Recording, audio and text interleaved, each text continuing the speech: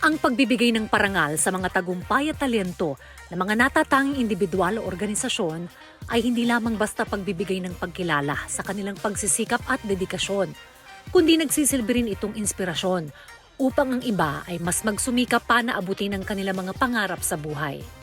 Yan ang hangarin ng katatapos lamang na Southeast Asian Premier Business and Achiever Award na ginanap sa isang hotel sa Maynila.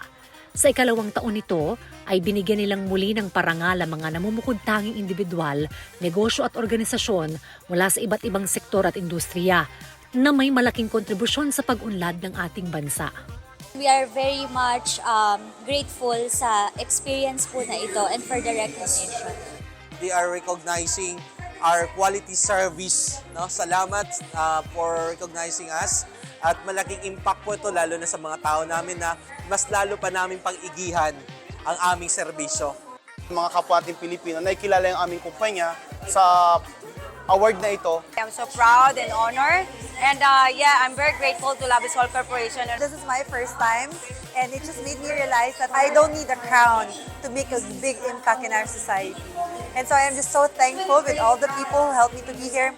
This award is not just for me, it's not just a personal achievement, but this shows the achievement that we do in Miss Cuba Philippines. Maraming salamat po and more power. Nabigyan rin ng parangal ng gabing iyon ang anchor at host ng PTV na si Audrey Goriseta bilang Premier Achiever TV Host of the Year. At ang inyong morning show ng Bayan, ang Rise and Shine Pilipinas ay nakatanggap rin ng parangal bilang Premier Business Remarkable Daily Morning Show. Sir Audrey is very deserving, napakagaling niyang news anchor. Kung mapapanood niyo siya talagang mapagkakatiwalaan. Ganyan din po ang Rise and Shine Pilipinas. Ilang beses na rin ako nakakapanood ng inyong programa, lahat ng inyong binabilita, legit.